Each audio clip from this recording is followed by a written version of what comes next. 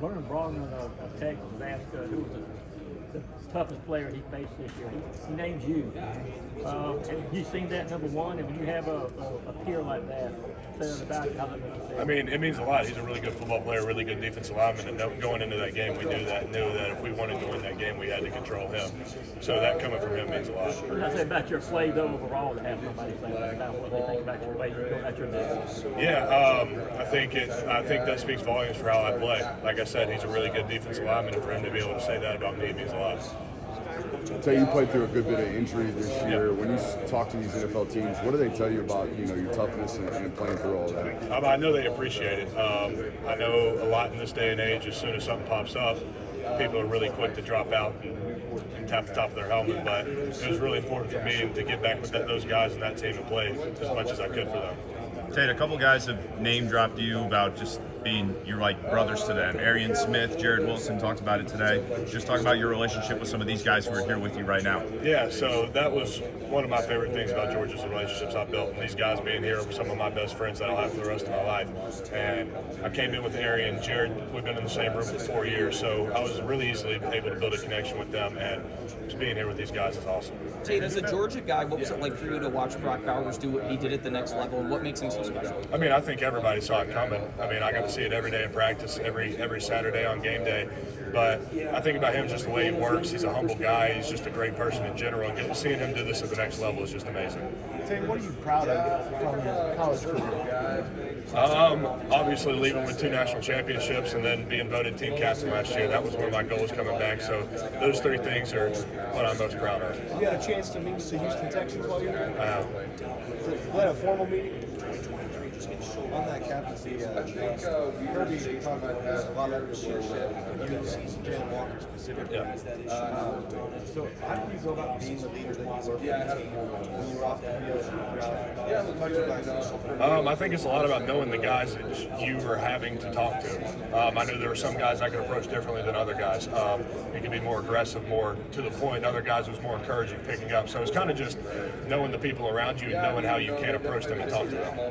Is there anybody else that kind of spoke into you, that kind of helped you develop as a leader? Yeah, Cedric Van Brandt. I was in the same room as him when he was our solidified leader of the team. So kind of just watching him and seeing how he handled situations really helped me come in this year. Hey, have you met with Tampa Bay this week? Yes. Was that formal or informal? Informal. How'd that conversation go? It went really well. What's something outside of football that helps you be a better football player? That helps me be a better football player. Turkey hunting makes you more patient. I think it's the same way with football. You're not going to see success right away, but if it's something you keep at, eventually it's going to work out for you. Tate, there's a lot of Bulldogs in Pittsburgh. You got obviously Broderick Jones, Darnell Washington, George Pickens. What would it be like to play with some of those guys? I think it'd be awesome to play with any former teammate in the league. I mean, kind of like these guys here, I have great relationships with most everybody in the league, so being able to go play with those guys would be awesome. You met with Steelers while you're here? Yeah. What's the biggest thing that you're trying to get across the team and why they should draft you this week? And have you met at all with Cincinnati Bengals? Yes, I think I'm one of the tougher guys in this draft. I think me coming back from what I've came back from this past year shows that. They're getting a physical, smart, hard-working player. Have you met with Bengals? Yes. The Eagles seem to have a draft plan to just draft as many Bulldogs as possible, and then they won the Super Bowl. Why is it such a good idea to draft so many Bulldogs? I mean, I think the culture Coach Smart's built. I mean, it has not been since I've been there. I mean, you're going to be held to a standard. You're going to be held to the standard, and no matter who you are, no matter what you do, that standard's the standard. And if you're not met, you're going to be called out for it. Jared Wilson said you might be in the wedding one day. Yeah. Talk about Jared. You said Jared? Yeah, Jared will also be in my wedding. But no, Jared's a great kid. He's a great guy to be around. He's become one of my best friends since I've been in Georgia. And we hang out a lot. Like, since we've been here, we've been together the whole time. So he's a great guy, and I love being around him. Yes, it went really well. So someone described your pre-draft bio as kind of having a dirtbag mentality. How much do you appreciate that? How much do you love that? I mean, that means a lot. I feel like to be a good offensive lineman, you've got to have a little bit of that in you, but know how to control it at the same time. So for somebody to say that's something about me, I appreciate it because I feel like that's how I play. Tate, I believe you committed to Sam Pittman and then Matt Luke, finished it off, and you played for him, and then obviously played for Stacy. If you could, what was the difference or highlights of those three football coaches? I mean, Coach Luke was one of the bigger reasons I committed to Georgia, and obviously, or Coach Pittman, and he left 7 days before signing day. And I remember he called me and told me, he's like, Georgia's the place for you. That's where you need to go. That's where you're going to get developed the most. That phone call is one of the big reasons I ended up going with Georgia. And then Coach Pittman and Coach Searles, there's a big difference between both of them. Coach Searles has a lot more aggressive coaching style, which is something I really appreciate because that's how I've been coached my whole entire life with my dad and everything. But no, both are great coaches. Both do a great job. Just a little bit different in coaching styles. Is Coach Searles' coaching style fit the rest of the offensive line? Yeah, I think so. It takes some people to get used to it, just because they haven't been coached like that before. But for me, it was a really quick adjustment. Like I said, that's how I've been coached my whole life, and I feel like that's how I respond best. Tate, I know there were a lot of injuries, and at times the offensive line wasn't in sync. So we hear a lot from the lunatic fringe about Coach Searles. What would you tell those fans that question the coaching or the future of that line? I mean, if you watch that film, most of it's on us. It's not coaching, it's execution, taking the right steps, little things. And so I think a lot of our success, or not having success last year, was more so on the players, and that starts up front with us. And everybody knows we didn't have our best year, and we take full accountability for that. Tate, have you had a formal with the Dolphins? If so, anything stand out from I have not, but I had informal as well. What would the legacy of this year's team be? I mean, you've won a couple national titles, a couple of SEC championships. How do you want people to remember the 2024 Bulldogs? Oh man, I think a team that fought through adversity. I mean, we had really tough road games, some really tough losses, and we always bounced back. Ended up winning a SEC championship. So for me and this team, it was all about battling adversity that whole year. We were beat up. We had several things to overcome, and I think we did a tremendous job handling that as well as we could. I don't want to say any of them were easy, but was this the toughest campaign to leave with a championship because of the schedule? Sure. Since I've been playing, yes, for sure. I mean, there were tough road games at Alabama, at Ole Miss. I mean, and those are also two really good football teams on top of that. So that doesn't help it make it any easier. Tate, speaking of tough road games, does one speak out more than the others as maybe the toughest? So toughest, I would say, at Alabama. I didn't play, but that environment was rocking. They had it rocking in there, which was expected. I mean, it's the first time we played there since 2020. That was a COVID year, so. But no, that place was jumping. It was an impressive environment. You initially had an accepted invite to the Senior Bowl and you didn't end up going. What went into that decision? So after this season, my whole goal was getting as healthy as I possibly could. And at that time, I didn't want to risk anything happening to my rehab process and set me back even more. So now, 100% healthy. Then it was close, but I didn't want to go down there and risk anything. Are you doing a lot of the drills? Doing everything. Kirby talked about mental bandwidth because of that schedule. Can you talk about what that was like to face one heavyweight after another this season? I mean, in the SEC, you're going to play good football teams every week, and we just so happen to have the top of the SEC pretty much every week. But it was, for me, going into that, it was fun because it's competition, and that's what you look forward to. And playing at those places is awesome, and it was kind of just finding the fun in the little things. Like you have an opportunity to go play in a really cool place against a really good team, and the next week you get to do the same thing. Tate, if they asked you what playlist you want at Lucas Oil tomorrow for the drill work and everything, what you have on there? Oh, it doesn't matter to me. I can work out to anything. What kind of music do you like?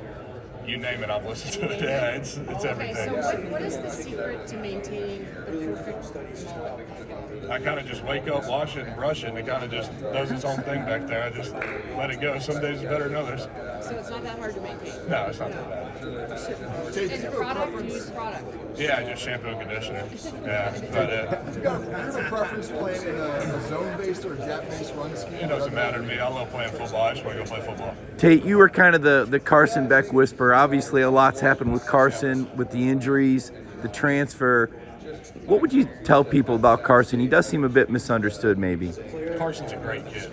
I mean, obviously, Carson's one of my best friends since I've been at Georgia. We lived with each other for 3 years. So me and him obviously have a different relationship. So I knew how to approach Carson in different times and knew how the way I talked to him would affect him in that time. So that was kind of my goal throughout the season, was keep him as level-headed as possible. Carson's a great kid and very misunderstood. Where do you think he'll be standing next year when he finishes up at Miami as far as the NFL draft and his future? I mean, I think Carson has the opportunity to be the top quarterback coming out next year. I mean, he's shown it before. He just had a little bit of an off year this past year, and that's nothing against him, but I think him going down there is a great place for him to go rebound what happened this past year and go have a great year. Tate, we talked about getting healthy, not being the Senior Bowl. What has your process looked like to get in shape? Have you been laying off Dean Ratledge's famous pancakes? Yeah, haven't had a chance to have any of those. Probably will after this whole process is over. But for me, it's living in the training room, just doing as much strength as I can, getting everything back. And right now, like I said, I feel better than I have in a long time. So ready to go out here and perform tomorrow. And yeah, I was just living in the training room, and then just once I felt really good, just attacking it like I always have. Tate, what do you say is your superpower on the field? I'd say my mental toughness. I know in the fourth quarter that you're going to be a lot more worn down than I am. Tate, you had a lot of great battles in the SEC. Is there anyone you're looking forward to going up against again in the NFL? I'd probably say just former teammates. I mean, you get to see them in practice every day. I think it'll be kind of cool to see them in a game-like situation. Anyone from UGA you're looking forward to playing the next level? I'd probably say like the Warren Brinsons, the Nazes, and of course every D lineman that's been in and out throughout the years. The guys at the Eagles, those are all guys I've built great relationships with. I think it'd be cool to see them in a game. Tate, what do you bring into an NFL locker room? I'm a glue guy. I mean, I feel like I'm a guy that has a great relationship with most people, and I'm a good guy that's really easy to know.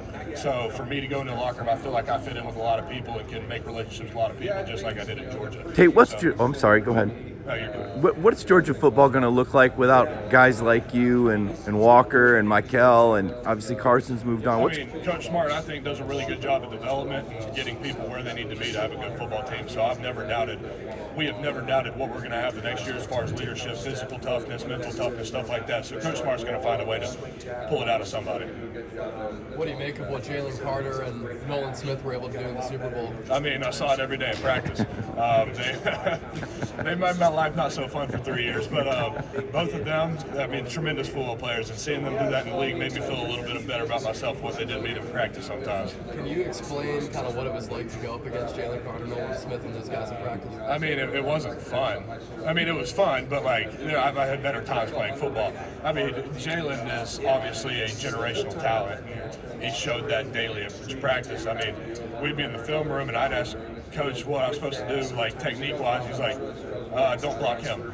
So that's the kind of player he is. And then Nolan's one of the most physical presence I've ever played on a football field. So seeing them have great success is no surprise to me. You say Nolan, one of the more physical presence, not the biggest guy you've ever played. How does Nolan go about doing that? He has no bodily regard. How much does he weigh? However much he weighs, he's going to throw every bit of it into you. It doesn't matter who's running at him. He's going to try to melt your face mask every time. Tate, what do you think about spring games? We've seen some of the programs around the country canceling those games. How important was G-Day for the players, and do you think that's something that should happen, or do you think they should play them? I love G-Day personally. I mean, it's another chance to go compete on a bigger stage, I guess.